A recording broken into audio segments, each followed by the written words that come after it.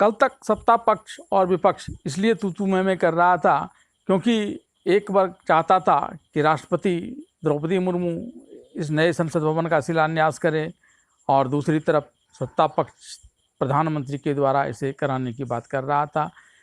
लेकिन जब प्रधानमंत्री के द्वारा यह कार्य संपन्न हो गया, नए भवन का उद्घाटन हो भी गया, तो भी सत्ता पक्ष और विपक्ष का विवाद थमा नहीं। यह अलग बात है कि उसकी विषय वस्तु बदल गई और ये सेंगोल पर जाकर स्थित हो गया।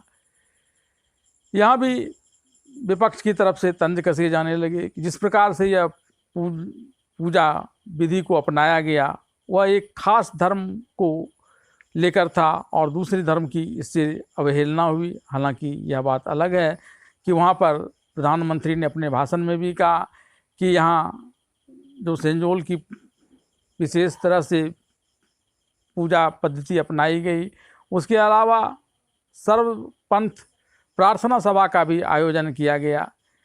लेकिन राहुल गांधी ने इस पर तंज कसा कि शायद इस प्रकार से इस सेंजोल यानी धर्मदंड की प्रक्रिया अपनाई गई स्थापित करने की, उसको प्रधानमंत्री यह सोच रहे हैं कि शायद यह उनका राज्याभिषेक हो रहा है। क्या हो रहा है क्या नहीं हो रहा है इससे परे हटकर, क्योंकि राजनीतिक लोगों का काम है एक दूसरे पर कीचड़ उछालना, लेकिन आम लोगों को इस कीचड़ से क्या। आइए जानते हैं इस सेंजोल का अर्थ क्या है। यह तमिल भाषा का शब्द है और इसका अर्थ होता है सच्चाई, धर्म और निष्ठा। इस बात की आज भी ज़रूरत है क्योंकि संसद में ही नए कानून बनते हैं और वह लागू होता है, और वहाँ अगर सच्चाई नहीं रहेगी, निष्ठा नहीं रहेगी, धर्म नहीं रहेगा, तो फिर लोगों का कल्याण कैसे होगा। कई लोग यह भी विपक्ष के द्वारा सवाल उठाया गया कि शायद जब कर्नाटक के चुनाव में प्रधानमंत्री नरेंद्र मोदी की पार्टी बीजेपी को हार का सामना करना पड़ा, तो अब दक्षिण में प्रवेश के लिए एक नया तरीका ढूंढ लिया ये सेंजोल वाला। बात इतनी ही नहीं है, यह राजनीतिक लोगों के विचार वस्तु हो सकते हैं। सत्ता पक्ष ऐसी सोच रख सकता है, विपक्ष इस पर प्रतिदावे कर सकता है, लेकिन जिस चोल साम्राज्य से इसे लिया गया है उसकी अपनी कुछ विशेष खासियत भी है, जिसके कारण आज यहाँ पर ये सेंजोल यानी धर्मदंड की स्थापना हुई है।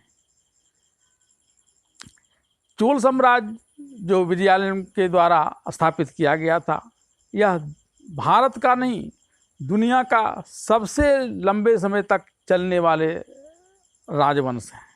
और इसमें जो धर्मदंड के प्रतीक हैं, सबसे ऊपर नंदी है, यानी एक वृषभ जिसके बारे में कहा जाता है कि वह नंदी है। चूँकि चोल वंश के शासक शैव धर्मावलंबी थी और इसलिए वह नंदी कहा जाता है, और नंदी को अस्थायित्व का प्रतीक माना जाता है, क्योंकि शिव तो या तो विचरणशील रहते थे या नहीं तो फिर समाधि में। लोग शिव से मिलने जाते तो शिव से मुलाकात नहीं होती, तब लोग जो अस्थायी रूप से वहाँ निवास करते थे कैलाश में, नंदी, उन्हीं के कानों में बातें कह दिया करते थे और फिर उनसे सारा काम उनका हो जाता था। और यही प्रक्रिया तो संसद की भी है।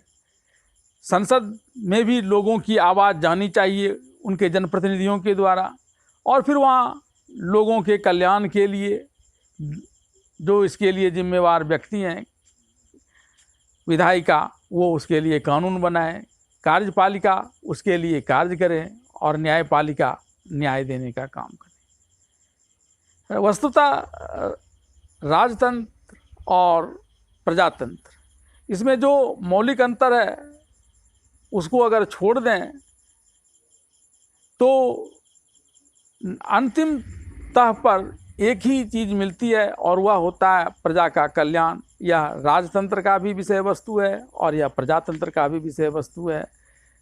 तुलसीदास ने लिखा है, जा सुराज प्रजा दुखारी, सो नृप अवश्य नरक अधिकारी। तो प्रजा की चिंता हर किसी को करने की बात कही गई है। बात चल रही थी सेंजोल की, तो सबसे पहले ऊपर में नंदी और उसके नीचे जो चकोर है उसमें माता लक्ष्मी जो वैभव का प्रतीक है, और कई प्रकार की वनस्पतियाँ जो कृषि की उन्नति का परिचायक है, ये दिया गया है। और उसके बाद दंड है जो लोगों को कानून के अंतर्गत कार्य करने के लिए बाध्य करता है। इस दंड की चर्चा हमारे धर्म ग्रंथों में किस प्रकार से है, इसको लेकर आगे की जाएगी। अब इसे किस प्रकार से हमारे संसद से जोड़ा जा रहा है, थोड़ी इसकी जानकारी ले ली जाए। दरअसल जब 1947 में भारत स्वतंत्र हो रहा था, तब के वायसराय लॉर्ड माउंटबेटन ने यह कहा था कि हम एक प्रतीकात्मक कुछ देना चाहते हैं। और तब नेहरू ने इस बात को राजगोपालाचारी से कहा। राजगोपालाचारी ने तमिलनाडु के सबसे पुराने मठों के मठाधीश से संपर्क किया, और फिर चेन्नई के एक हीरा कारोबारी ने इसे बनाया। जिसने इसे बनाया था वह आज भी जीवित है। कहा जाता है कि यह चांदी का बना हुआ है और इस पर सोने की परत चढ़ी हुई है, और तब इसका मूल्य 15,000 रुपये के पास लगा था।